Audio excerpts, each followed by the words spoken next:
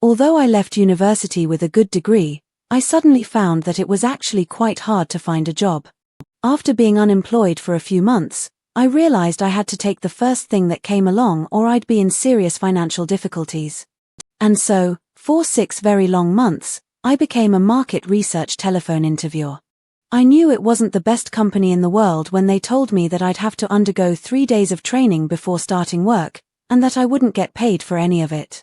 Still, I knew that the hourly rate when I actually did start full-time would be a lot better than unemployment benefit, and I could work up to 12 hours a day, 7 days a week if I wanted. So, I thought of the money I'd earn and put up with 3 days of unpaid training.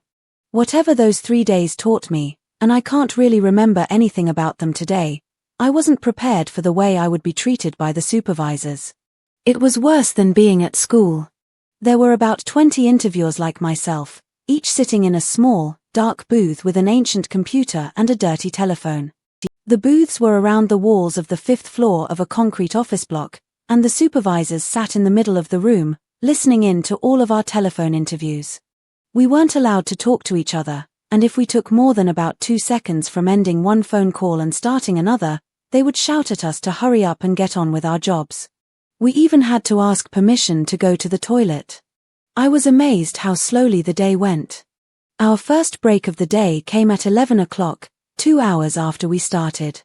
I'll always remember that feeling of despair when I would look at my watch thinking, it must be nearly time for the break, only to find that it was 9:45 and that there was another hour and a quarter to go.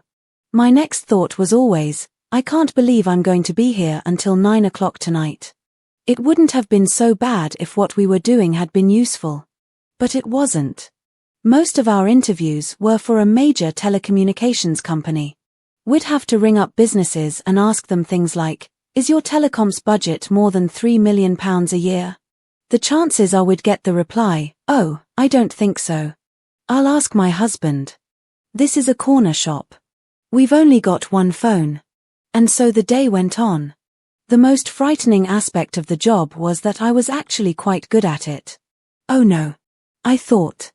Maybe I'm destined to be a market researcher for the rest of my life.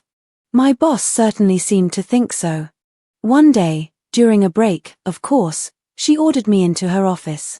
Simon, she said, I'm promoting you. From tomorrow, you're off telecoms and onto credit card complaints. I'm sure you can handle it. There's no extra pay, but it is a very responsible position. 3 weeks later I quit. It was one of the best decisions I've ever made.